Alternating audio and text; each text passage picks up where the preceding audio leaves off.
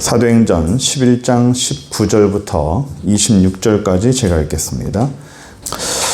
오늘 우리는 사도행전 11장, 특히 이제 소아시아에서 안디옥 교회와 관련된 것을 우리가 이제 배우기 시작합니다. 이 11장에서는 이제 새로운 변화의 시간이 시작되는 그런 시간이 될 수 있습니다. 상당한 이렇게 패러다임이 많이 바뀌는 그런 사건들이죠. 먼저 우리가 보시면 19절에 스데반의 일로 일어난 환란이라고 그랬죠. 스데반이 순교당하고 그 죽음을 피해서 수많은 사람들이 다 피했어요. 예수 믿는 사람들이 다 도망갔습니다. 피해 도망갔어요. 그 사람들을 디아스포라라고 그러죠. 흩어졌어요. 예수 믿는 자들이 흩어져가지고 베니게, 구브로, 안디옥에 이르러서 유대인에게만 말씀을 전했는데, 베니게, 구브로, 안디옥이 어디냐? 지금의 터키예요. 터키 지방. 터키 지역을 생각하시면 돼요.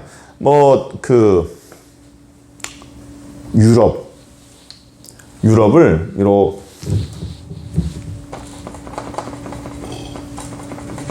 우리가 알고 있는 이탈리아, 그리고 그리스, 이렇게 있고, 이게 흑해가 이렇게 있고, 이게 터키가 이렇게 있어요. 그리고 여기에 이스라엘이 있고, 여기가 이제 터키입니다. 요 지역이 터키인데, 요 이스라엘에서 이렇게 위로 올라가면 요 지역이 터키야. 소아시라라고 보통 하죠. 이 지역에서 보통 이제 7교회, 사도행전에 나타나는 대부분의 교회들이 이 터키하고 그리스 이쪽에 다 모여 있습니다. 헬라 지역이죠. 여기서 유대인에게만 말씀을 전하는데, 유대인들은 유대인끼리만 모여요. 그래서 서로 같은 민족끼리 모이겠죠. 그러다가 어느 날 헬라인한테도 복음을 전했어요. 같은 유대인들이 너희들이 핍박한 예수가 다시 살아났다. 그가 다시 부활했다. 이것을 강조하다가 다른 이방인인 헬라인에게도 복음을 전했는데 그들이 돌아왔어요. 그들이 복음을 믿고 돌아온 거예요. 예수를 믿고 돌아왔어요.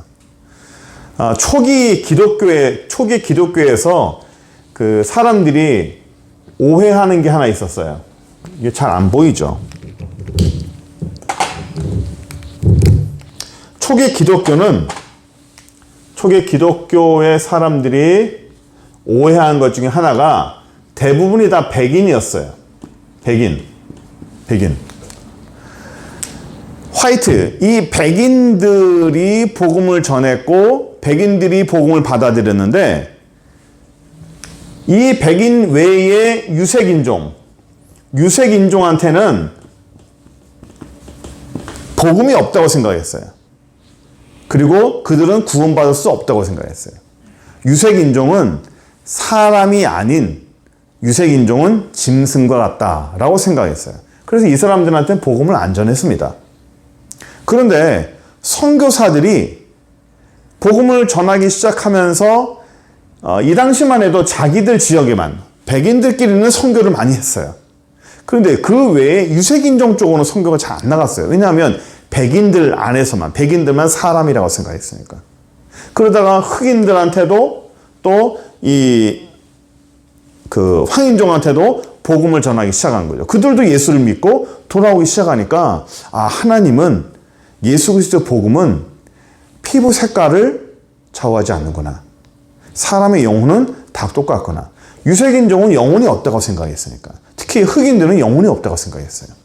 그런데 아니었거든요. 그 복음을 받아들이고 예수를 받아들이고 복음의 능력이 똑같이 나타나고 똑같이 방언하고 똑같이 주의 이름으로 눈물 흘리고 회개하고 이런 일들이 벌어지니까 사람들의 이 편견, 사람들의 생각이 깨지기 시작하는 거예요. 그 패러다임이 무너지기 시작하는 겁니다. 하나님의 복음은 우리가 생각하는 그런 틀이 없구나. 하나님의 복음은 사람을 가리지 않는구나. 사람을 가리지 않고 복음은 모든 사람들에게 믿고 생명을 주는구나 라고 사람들이 알고 복음을 전하기 시작했어요. 그래서 그들도 돌아오기 시작했고요. 그러니까 이게 이 오해예요. 백인 입장에서는 자기들만 복음을 전하고 이 사람들은 복음이 없다, 생명이 없다라고 생각한 거예요. 그러니까 믿을 만한 사람한테만 복음을 전했어요. 그러니까 이런 오해나 이런 편견이 이때만 있었느냐, 초기 기독교에만 있었느냐, 사실은 우리에게도 사실은 있어요. 저희에게도. 저도 사실은 제가 몇 번 얘기해, 중학교 2학년 때부터 전도를 시작했죠. 노방전도를 시작했어요. 그러니까 서울에 가면 강남에 고속터미널이라는 데가 있었어요. 토요일마다 성경책 들고 사형리 들고 토요일마다 나갔어요. 전도를 했어요. 가서 앉아있는 사람한테 복음을 전해야 될 텐데 누구한테 복음을 전할까? 쭉 쳐다보는 거예요. 누구한테 할까요? 인자하게 생기고 온유하게 생기고, 저 사람은 예수 믿으면 참 좋을 것 같아. 저 사람은 예수 믿으면 참 괜찮을 것 같아. 그리고 내가 예수를 전했을 때, 복음을 전했을 때 너무 부정적이지 않게 나를 거절하지 않을 만한 그런 사람한테만 제가 골라서 갔어요. 그런데 사실은 이게 우리 모든 사람들의 사실은 편견이에요. 너무 나쁘고 너무 악하고 너무 못된 사람은 복음을 들으면 안 된다라는 생각들이 우리 시중에, 우리 머릿속에 좀 깔려 있어요. 저런 인간은 지옥 가야 돼. 저런 인간은 천벌 받아야 돼. 저런 사람은 예수 믿으면 안 돼. 우리가 있는 이런 공동체 커뮤니티 안에 저런 인간이 들어오면 안 돼. 우리 모임에 예수 믿는 사람들은 착하고 선하고 하나님 앞에 아름다운 인격만 모여야 돼. 라고 하는 것들이 은연중에 우리들 사이에 있어요. 그래서 복음을 전할 때 누구한테 전해요?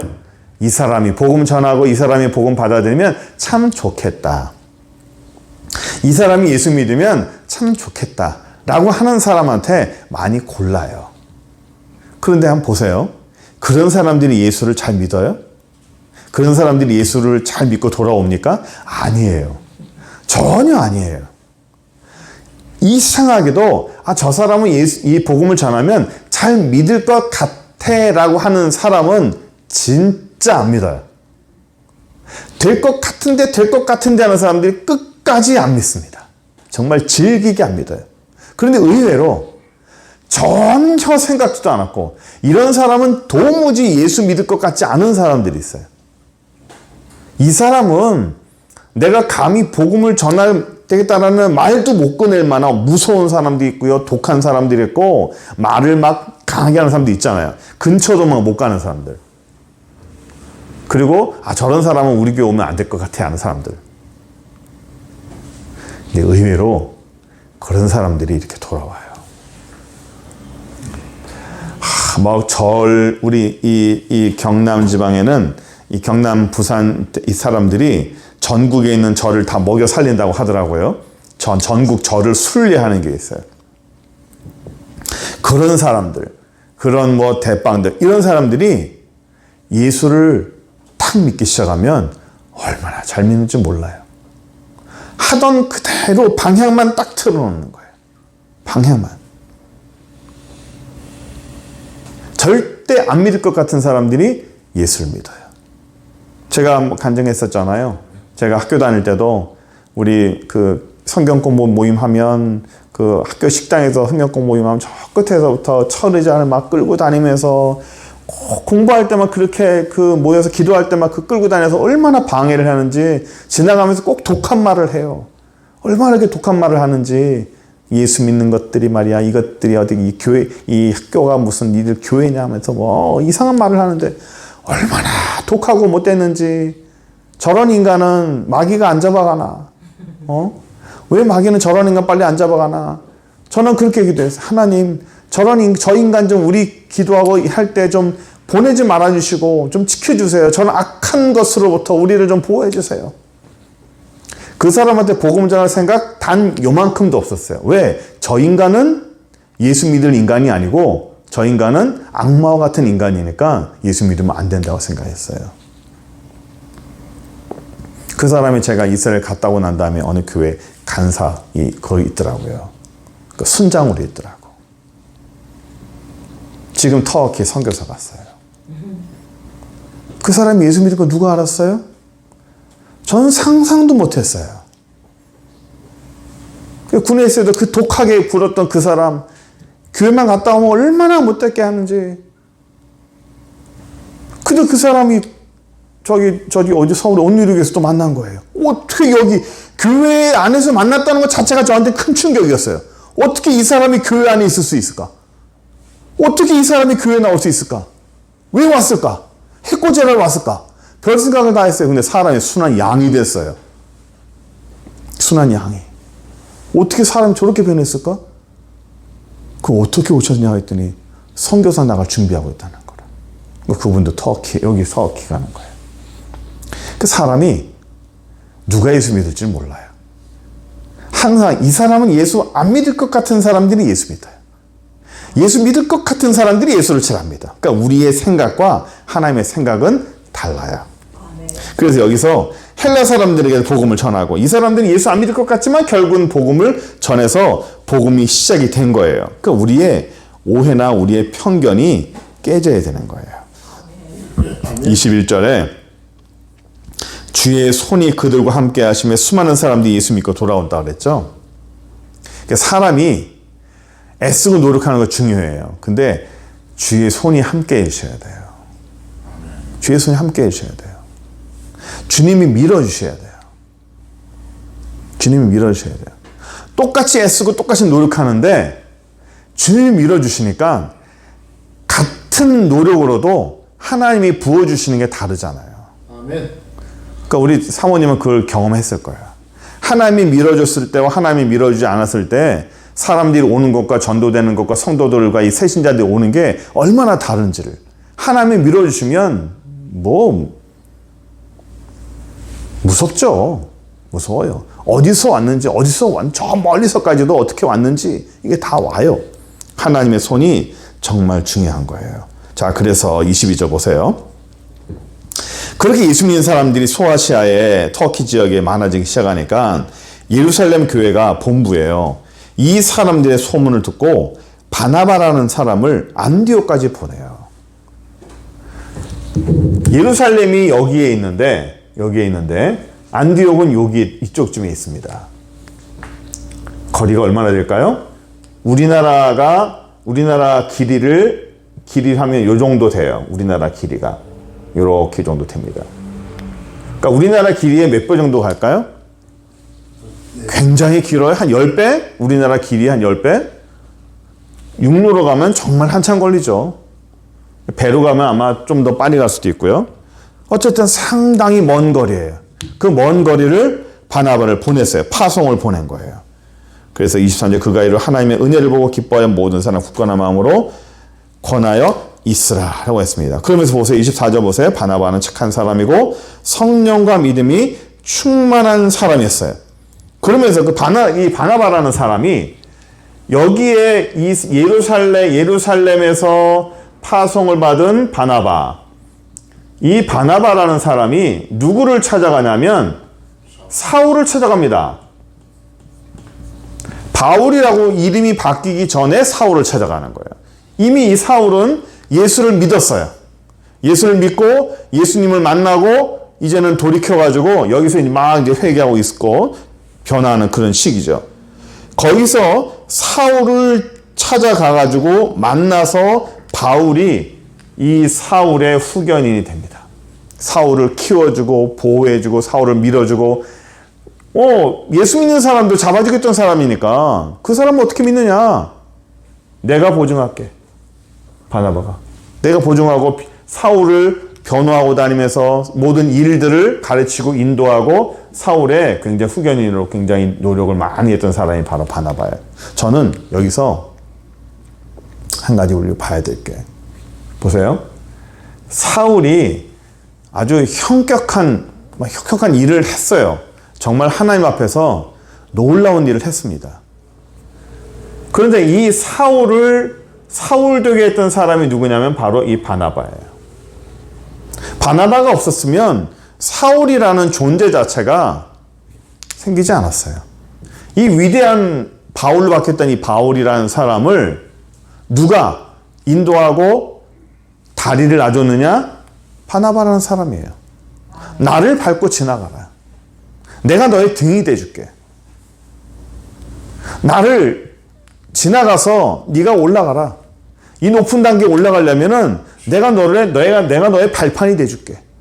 하고 바나바가 사울의 발판이 되어서 그 윗단계로 이렇게 바울을 올려줍니다. 자기는요? 자기는 이제 무대 뒤로 사라지는 거예요. 우리가 아시겠지만 항상 이 둘이 같이 움직여요. 그래서 바나바와 바울, 바나바와 바울, 바나바와 바울 쭉 나옵니다. 그러다가 어느 순간인가 순서가 바뀌어요. 바울과 바나바, 바울과 바나바. 먼저 나온 사람이 주도적인 역할을 하는 거겠죠. 그 바울과 바나바 하다가 바나바는 어떻게 돼요? 무대 뒤로 사라집니다. 그 이후로는 바나바가 등장하지 않아요. 저는 이 바나바라는 사람이 굉장히 중요하다고 생각합니다. 바울도 중요한 사람이에요. 바울도 기독교 역사에 있어서 정말 중요한 사람이고 선교에 있어서 굉장히 중요한 사람입니다. 그러나 이 사람을 만들었던 바나바 누구냐면 하나님의 사람이에요. 제가 오랫동안 주제로 얘기하였고 설교할 때도 자주 말했던 주제가 바로 하나님의 사람입니다. 하나님의 사람. 하나님이 사용한 사람. 하나님한테 쓰임받는 사람. 내가 주도적으로 내가 주인공이 돼서 무언가를 막 세상을 휘두르고 칼을 휘두르고 내가 무언가를 이렇게 나타나는 그런 역사는 없어도 그 일을 하게 해서 주도적인 역할로 그걸 도와줄 수 있는 그런 사람. 하나님의 역할, 하나님의 손을 대신하는 사람. 여기 보시면 주의 손이 함께 있다고 그랬죠? 주의 손이. 주님의 손이 이렇게 막 착 나타나요? 예수님의 손이 우리 눈앞에 착 나타납니까? 예수님의 손은 어떻게 나타나죠? 예수님의 손은 하나님의 사람의 손을 통해서 나타나요. 하나님의 손은, 주님의 손은 하나님의 사람의 손을 통해 나타나는 거예요. 그 사람을 통해 나타나는 겁니다. 그 사람이 하나님의 손이 되는 거예요. 역할이 되는 거죠. 여기 보시면 하나만 또 같은 걸 볼게요. 26절에 만남에 안디옥에 데리고 와서 둘이 교회에 1년간 모여서 큰 무리를 가르쳤고 제자들이 안디옥에서 비로소 그리스도인이라 일컬음을 받았다. 굉장히 중요하죠. 안디옥 교회에서 드디어 그리스도인이라고 예수 믿는 사람들이 일컬음을 받았어요. 그리스도인, 크리스찬, 그리스도인,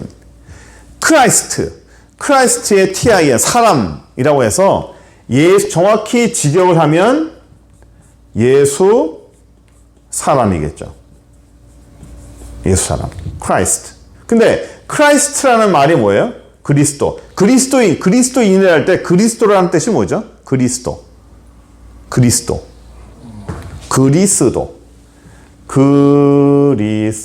예수 그리스도라고 그러잖아요. 이 그리스도라는 것은 뭐냐면 기름 부음 받은 사람이라는 뜻이에요. 기름 부음 받은 사람. 성경에 기름 부음 받은 자가 셋이 등장하죠. 어떤 사람입니까? 기름 부음 받은 자? 첫 번째 왕, 제사장. 그렇죠. 제사장, 선지자. 자, 요 세 사람이 기름 부음 받은 자인데 기름 부음은 누구로부터 기름을 부음 받아요? 누가 인정하는 거예요, 이거는? 결국. 그렇죠. 하나님의 사람이에요. 하나님에게 속한 사람입니다. 하나님에게 속한 사람. 그래서 예수님은 왕이요, 제사장이요, 선지자요. 이 역할을 다 하시는 분이잖아요. 그렇죠? 예수님은 그리스도, 하나님의 기름 부음 받은 자예요. 그러니까 하나님의 기름 부음 받은 자의 사람이라는 거예요. 기름 부음 받은 자, 왕의 사람이고 제사장의 사람이고 선지자의 사람이고. 그러니까 하나님의 기름 부음 받은 자의 사람. 이거를 다른 말로 하면 하나님의 사람. 하나님의 사람. 하나님이 보낸 자, 하나님이 기름 부음 받은 자의 사람. 하나님의 사람이에요. 그리스도인이란. 오늘날 우리나라 말로 생직역으로 하면 예수 사람 하면 조금 그렇지만 우리 옛날에 이런 말 있죠. 예수쟁이. 예수쟁이. 예수쟁이란 예수에 미쳐서 예수 있는 사람이 예수쟁이라고 이렇게 헐뜯는 말로 비하하는 말로 부르는 게 쟁이라는 거예요. 쟁이. 어떤 것을 잘하는 사람을 쟁이라고 그래요. 쟁이. 떼날만 붙이죠. 그 예수를 잘 믿는 사람을 예수쟁이라고 그래요. 이 사람이 바로 우리죠. 예수 사람, 하나님의 사람이에요. 하나님의 사람. 네가 종교가 뭐냐라고 할 때 우리는 기독교인이라고 그래요. 기독이라는 게 그리스도라는 거거든요. 그리스도. 기독교. 교할 때 종교가 뭐냐? 나는 그냥 교회 다니는 불교, 천주교, 유교, 기독교, 이런 거, 원불교, 그 중에서 나는 기독교야 라고 하는 종교로 나누지만 사실을 얘기하면 우리는 다 누구의 사람이에요? 하나님의 사람이에요. 하나님의 사람. 하나님의 사람. 그런데 하나님의 사람 가운데서도 하나님 앞에 쓰임받는 사람이 되어야 되는 거예요. 하나님의 쓰임받는 사람. 아멘. 하나님의 쓰임받는 사람. 하나님께 사용되어지는 사람. 그냥 예수 그냥 믿다가 종교생활하다 그냥 하나님 나라 가는 것이 아니라 하나님 앞에 쓰임받는 사람. 사용되어지고 여기 주님의 손으로 바울을 인도한 바나바처럼 어떤 것에 쓰임을 받는 사람. 그 사람의 존재가 진짜 하나님의 사람으로서의 존재 가치가 있지 않은가 싶습니다. 쓰임받아야 될 거 아니에요. 그렇죠. 내가 은혜 받고 내가 축복받고 내가 그냥 하나님 앞에서만 내가 잘나고 내가 잘하고 그게 중요한 것도 있지만 나로 인해서 다른 사람이 예수를 더 잘 믿게 하고 나로 인해서 저 사람이 하나님 앞에 축복받고 나로 인해서 저 사람이 예수를 믿고 나로 인해서 저 사람이 일어날 수 있고 나로 인해서 저 사람이 하나님의 사람으로 거듭나고 하나님의 사람으로 일어나고 나로 인해서 저 사람이 하나님의 축복받는 사람이 된다면 내가 거기에 쓰임받는 사람이 된다면 그것처럼 행복한 건 없는 거예요. 아멘. 설사 그 사람보다 내가 축복을 덜 받는 일이라 할지라도 하나님이 저 사람이 축복받을 수 있도록 저 사람이 하나님 앞에 축복받고 하나님의 쓰임받고 하나님의 큰 일을 할 수 있도록 내가 도움을 주고 내가 그 사람이 할 수 있게끔 쓰임을 받는 사람이 된다면 그거로 족한 거 아니겠어요? 아멘. 예? 그거로 저는 행복하다고 봅니다. 그 전에 저는 행복이라는 단어에 대해서 고심을 많이 해봤어요. 행복이라는 게 뭔가? 행복이라는 게 뭔가? 인간 세상에서 행복이란 여러 가지 정의가 있겠지만 저는 제 스스로 생각하기에 나는 행복한 사람인가? 인간적으로 볼 때는 행복하지 않다고 생각했어요. 나는 행복하지 않다. 행복이라는 단어가 뭐냐? 행복이라는 걸 느껴보지 못했다. 별 생각을 다 했었어요. 그런데 하나님 앞에 쓰임을 받고 하나님의 사랑을 알고 그 은혜를 알고 하나님께 쓰임받는 사람이 진짜 행복한 사람인 거예요. 인간적인 거는 그냥 다 사그라지는 거잖아요. 그냥 지나가는 거예요. 다 썩어질 것들이잖아요.